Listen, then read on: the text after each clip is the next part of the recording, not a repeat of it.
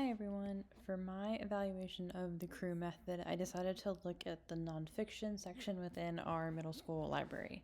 And our middle school library encompasses grades 5th through 8th, so it is a pretty wide variety, and that's one of the things that I think needs improvement amongst this collection specifically. So, just a quick summary of CREW. The CREW method stands for Continuous Review, Evaluation, and Weeding. This method is based on applying the MUST-E acronym to decide if a book should be weeded or removed from circulation. So, M, misleading, U, ugly, S, superseded, T, trivial, and I, irrelevant, and E, elsewhere.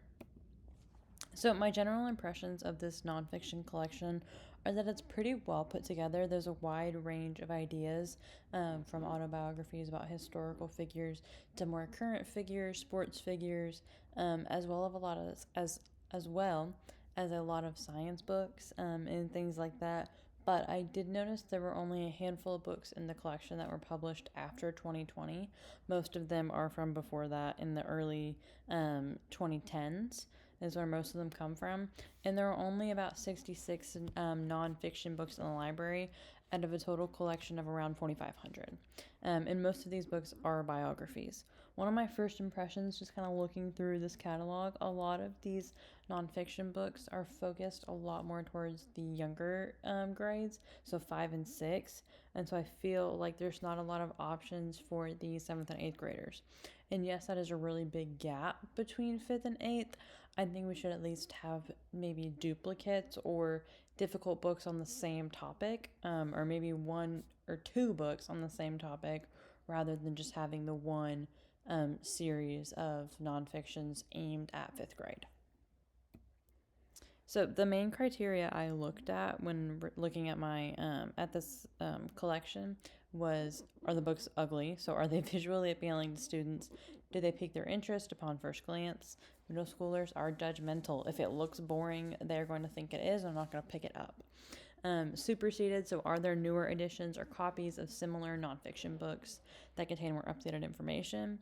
And so this is one of the things that I was thinking about. Whenever you have a younger book, you could also have a more challenging book about the topic next to it. And then irrelevant. So is the topic relevant to students' interest? Is it going to be heavily circulated? Is it likely to be used by students from different grade levels? So some of the books that I thought to remove, the first one were the science comics. There are a bunch of these within the collection, but there was no option to level up those topics. Like, the only nonfiction book about bats was the science comics. And so I think that if we're going to do that and have an entire series, include this entire science comics style of series that are really aimed toward 5th grade, we need to also have an option for the older students alongside those topics, or I think we need to remove them altogether and find a better middle ground.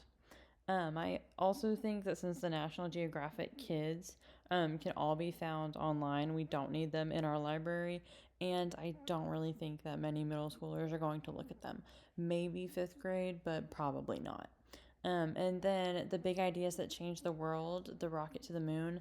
It's aimed at third through 6th graders, and I can't really imagine a 6th, 7th, or 8th really wanting to pick up that book. And so again, I feel like it's much more focused towards 5th grade, and I think even then, by the end of 5th grade, they wouldn't pick it up either. And so I think having more challenging options and more in-depth explorations of topics would be beneficial to students actually using the library and using the nonfiction section. And then who built that bridge? I felt like the cover of the book was not very appealing. Whenever I first looked at it, I was like, what is that? And then I realized there were 4 bridges, but I don't think the kids are going to be very inclined to pick it up. And I also, whenever I flipped through it, I looked it up and flipped through it, it felt very kiddish in terms of the illustrations. And so I don't really think they're going to use that if they're interested in looking at engineering or the creation of bridges or things like that. So, I think this section has been weeded well, especially when it comes to visually appealing books. I do think there's some room for removing some of the books that are aimed too much at fifth grade because then it becomes exclusionary to the sixth or eighth graders. I think if we're going to keep those books and keep that level, then we also need to add some books for the sixth or eighth graders to ensure that they are being challenged and finding information that they want and care about within their library. And that's it. Thanks for listening.